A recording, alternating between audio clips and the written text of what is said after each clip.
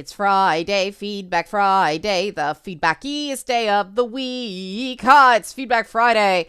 And the bulk of this video is going to be talking about male equivalents of spa days. This came out of Wellness Wednesday this week as an aside, and I loved the answers. So we're going to spend a good deal of time just reading the answers from that, because there were some really great ones. And I admit, like, most of these are things that I would probably enjoy more than a spa day. If you like this sort of back and forth with comments, help support this channel, become a monthly patron, patreon.com/LeannaK. Because again, it's that thing of creating content that creates high quality comments versus creating content that gets a ton of traffic. And, you know, you hit a certain critical mass where the comments just become an absolute shit show.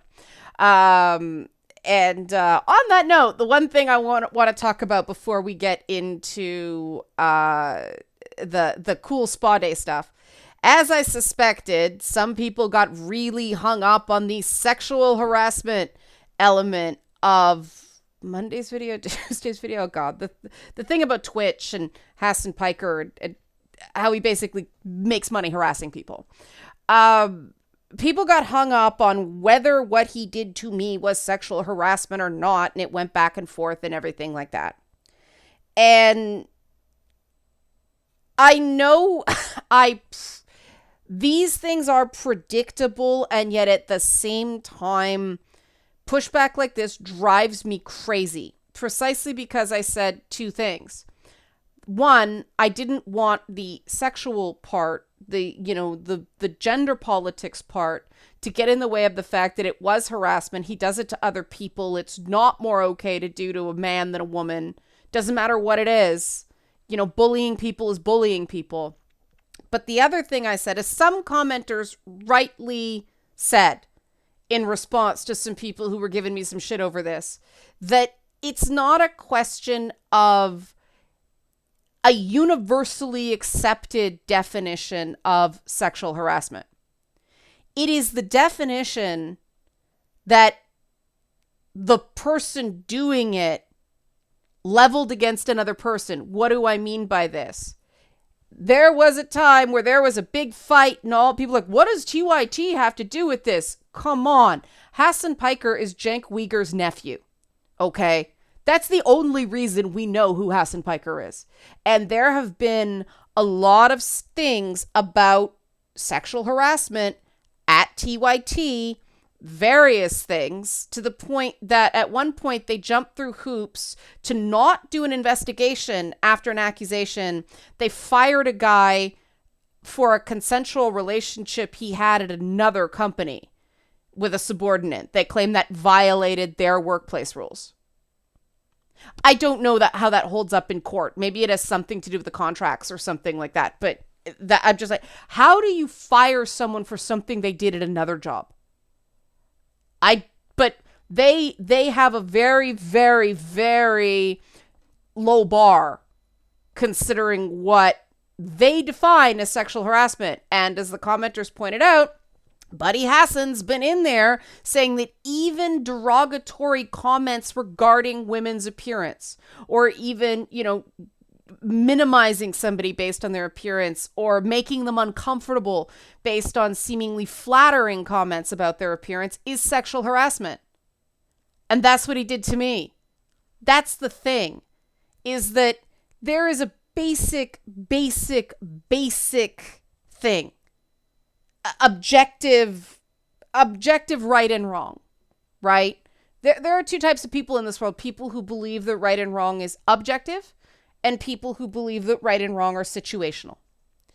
And I'm one of those people who believes that there are certain universal objective right and wrong. If I think it's not okay for somebody to do something to me, or do something to a friend of mine, then it's not okay for me to do that to another person. Period. End of story. Why? Because it means you know better. It means you know the impact your words or actions are having on another person, and you know it is negative. And if we just applied basic principles like that to people across the board, no matter who they are, a lot of this stuff would self-police. Now, obviously, it's hard in massive communities. The thing about YouTube, the thing about Facebook, the thing about Twitch is it's the sheer size of the communities that is the problem, right? Things bleed over. It's so porous. It's very, very hard to, gatekeep, for lack of a better term, to make sure you only get the people who can behave. And it's, hard to get rid of people who can't behave in these online venues. I appreciate that most people understood what I was saying and was very supportive. So far, the griefing has been minimal. We'll see if that continues. One person asked that if, people come in and start giving him a hard time, is it okay to, give back in the comments? What I just said applies. Debate them. Don't dehumanize them. If it's wrong to do to us, it's not okay to do to them. I think a little bit of jousting, you're being a jerk, you're an asshole, that kind of thing, that's okay. Because I accept people calling me an asshole, right? But to me, asshole is a gender neutral term. And when you start attacking people based on immutable characteristics that they cannot control, and I do not care what it is, whether it is disability, whether it is age, whether it is gender, race, gender identity, all that stuff, I don't care what it is. If it is not directly relevant to the conversation, it has no place in a conversation, period, end of story. And we should not need some big multinational corporation forcing us to accept that basic truth. I'll leave that there just because I think it's a really important point of principle. That is something really fundamental to me and the way I view the world is that, do unto others. It's golden rule. Do unto others as you would have others do unto you. Now, that is not foolproof, right? Because some things that I'm good with, some things that I like, make other people deeply uncomfortable. But the general rule that I want my boundaries respected and I want to be treated with dignity. So I'm going to respect other people's boundaries and treat them with dignity, even when I vehemently disagree with them and even when I think they are a terrible human being. I'm still going to treat them like a human being. Period. End of story. Are we fallible? Yes. Do we slip? Yes.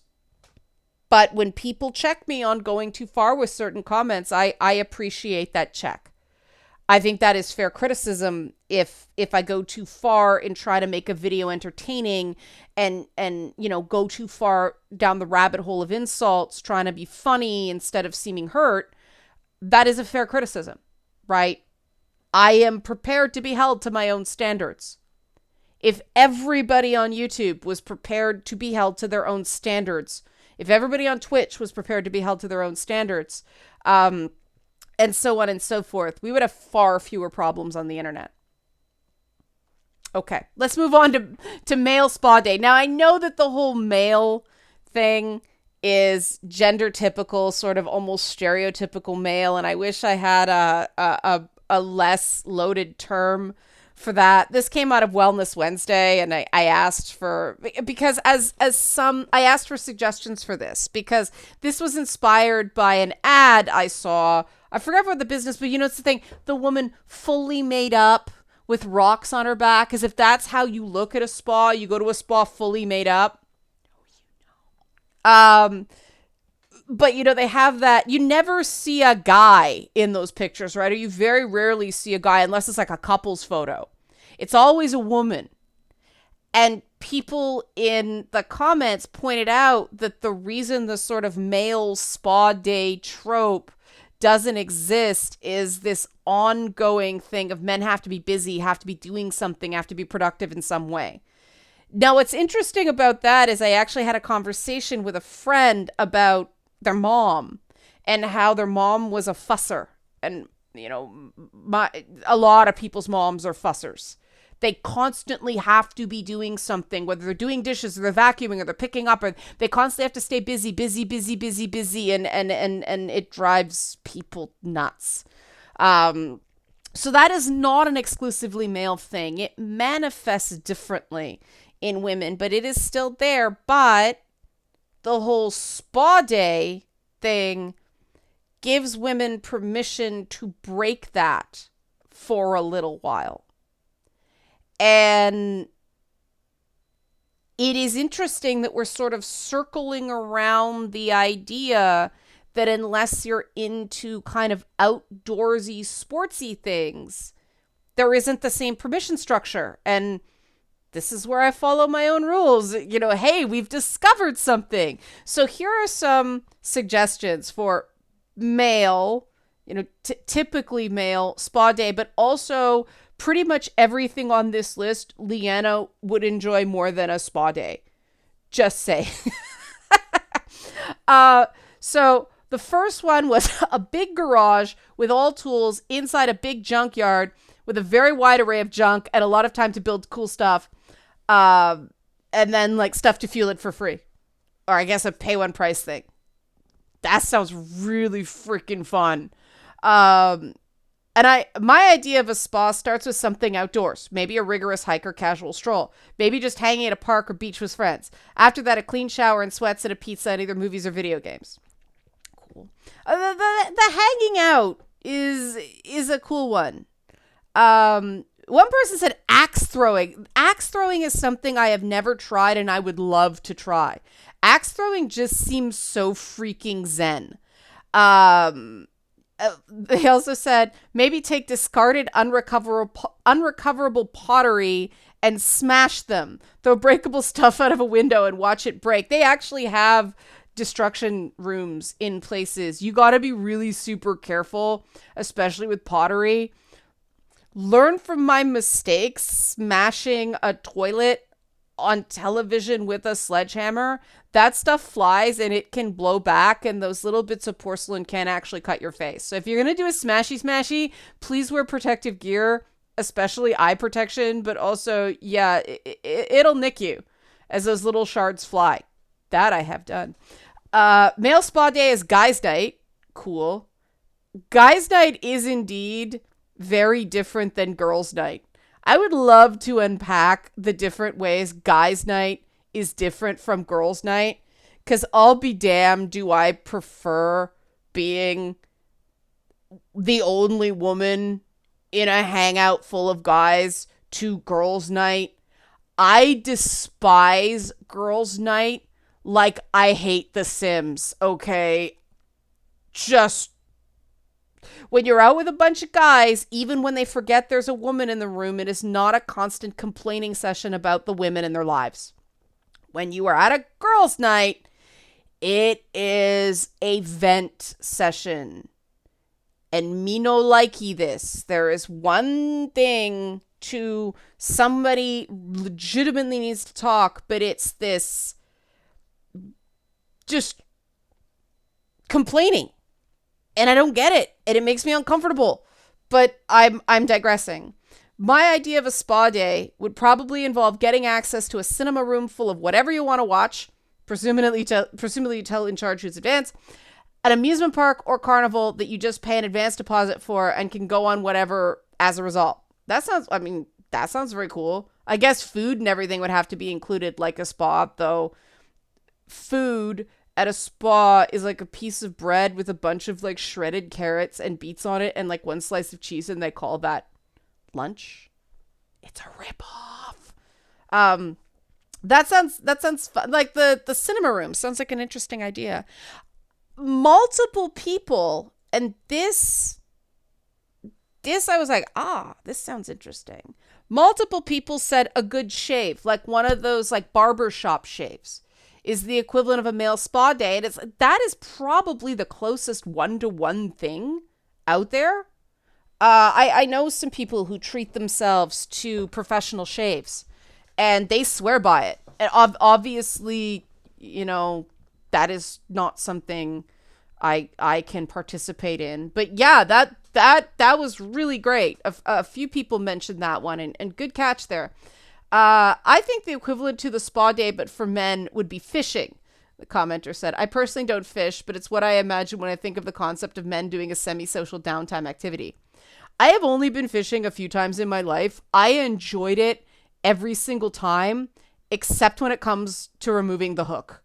That freaks me out. Or in the hook, I won't share the gory things, but fishing is, I don't know why it's so relaxing, but it is super relaxing. Try it. Fishing. Fishing is actually like really chill. I think that's why I got so into it in Far Cry 5. Just fishing. Chill. One person said, are strip clubs the male equivalent of a spa? And there was some debate in the comments about that. I don't know where I come down on that. Let's discuss. Are strip clubs the male equivalent of a spa? It sure costs about the same amount. Then my idea for a spa day is what I do now. Watch anime, play games, do some reading if in the mood, and yeah, adult stuff. I'm not sure what adult stuff means, but in a nice place that's not my home, while doing shopping and eating at nice places for breakfast, lunch, dinner, and dessert. Sounds like a little staycation. One person said a good chiropractor is like a male spa day, followed by a light sparring session to get the endorphins up, and then a surf and turf dinner, which I guess the food coma is like the relaxation thing. Another person said going camping, which, all right, yeah, that's probably up there with fishing. Somebody said like working on cars. Other people said firing guns, which really, I get the boost, the sort of adrenaline boost of firing guns. I have heard some people find it relaxing. For people who do, is it relaxing, or is it more sort of the adrenaline rush followed by the decline in adrenaline? That, I guess either way it works, but is that equivalent? I that one I don't know. Just because I'm in Canada. And then there was a really long one that I will close with. Because this is real. I'm like, oh man. There's a big underground video game lair called Vault 8008. So it's a palindrome. 8008. Each sub-level is a generation of video games from the retro age arcade cabinets to the 9th generation ray tracing technology systems. Each generation has a PC console common area, along with bedrooms for people who don't want to socialize, with options for PC gaming, console gaming, or both.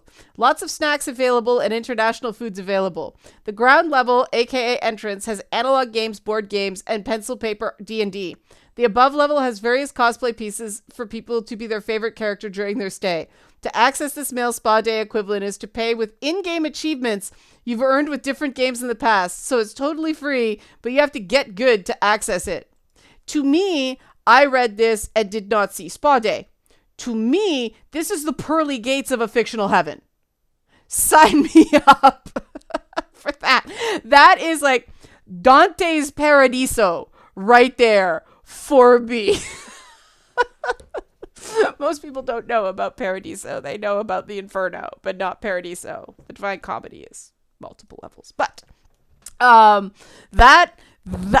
don't know how you top that. So I put that last. That was very thought out. But I do like the fact that you have like spaces for people who don't want to socialize. And that, I think, is one of the things that kind of freaks me out about some spas. That when it's like the mani-pedi stations, there are these big open rooms with like 10 stations each, and it's loud and you can hear everybody's conversations, and that is not my idea of relaxation. Then again, like massages aren't my idea of relaxation either, because I do regular massages as part of physical therapy to break up scar tissue. That is something I need to do for my health, but it hurts. It's not my idea of relaxation. So these were really good suggestions. And I think the general moral of this, the overall point, is to give mostly men, but some women who don't dig spa day, a